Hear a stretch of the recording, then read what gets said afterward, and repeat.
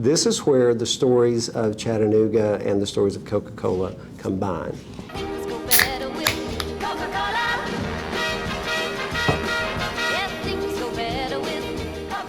Well, first of all, my name is Rick Hansard, and I have been in this location, or in the Chattanooga location, since 1976, so that's 47 years. For about the last 10 years or so, I've been on the corporate marketing team. So Coca-Cola originated and was invented by a chemist, pharmacist chemist, named John Stith Pemberton in 1886. Back in those days, Coca-Cola really started more of almost like a medicine more than a refreshing drink, because it was created as a syrup. And you know, in those movies you might have watched, or TV shows, and they would have elixirs and they would pour them up into a spoon and drink them.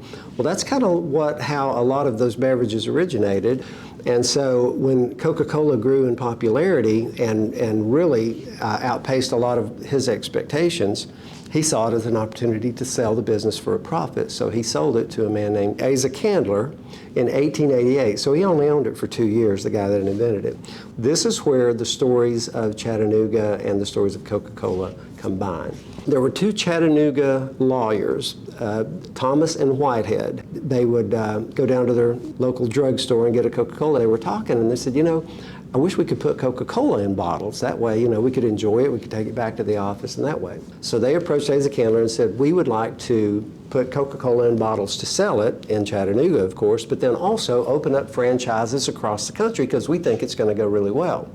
And Asa Candler said, absolutely not. These were young lawyers, these were young men, they were entrepreneurs, and he didn't want to take advantage of them because he thought that they would lose money, so he turned them down.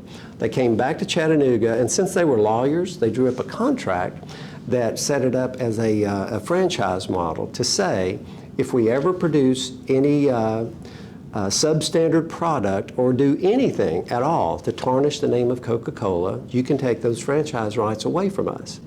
So they went back to Atlanta. Asa Candler read over the contract, and since that protected the Coca-Cola company, they signed the contract. He signed it on July 21st, 1899. And so with that document in hand, giving them the rights to do that, they came back to Chattanooga and set up operation. Do you know how much Asa Candler charged them for this huge opportunity? $1. Because he thought they were going to lose money. And he only saw the benefits for what was going on, because Coke was doing great as a fountain drink, and that's where his focus was.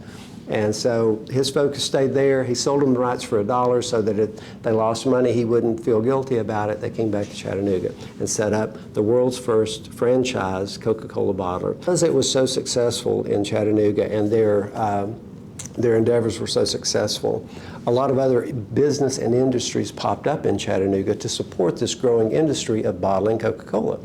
Chattanooga Glass is no longer operational, but it was for decades, and they cranked out those glass contour bottles of Coca-Cola by the millions and millions. They went all over the world. A company called Chattanooga Box and Lumber made the wooden crates that carried the bottles to and from the market in. Cavalier Corporation, have you ever bought a Coke out of a vending machine? Well, Cavalier Corporation started a vending company here in Chattanooga so that you could go and enjoy a Coca-Cola if you weren't at a conventional store. And other businesses too. There were trucking businesses and others that sprang up because this new industry was so good. And not only was it good here, it was good around the country. So within just a few years, they sold franchises to other locations to open up bottling operations all across the country. And within just a few years, that became the most successful way to market Coca-Cola. What we like to say here is no matter where you are in the world, if you drink a Coca-Cola in a bottle, a little bit of that, of every bottle is here in Chattanooga, because it all started right here. So, isn't that a great story? I love telling that. I love hearing it because it's remarkable. Isn't it amazing how two entrepreneurs took a path that others didn't see a value in? Even the owner of the company saw no value in bottling, but they did. And because they did, and they pursued it, being persistent like you guys need to be in whatever you pursue, and wow, didn't that pay off well.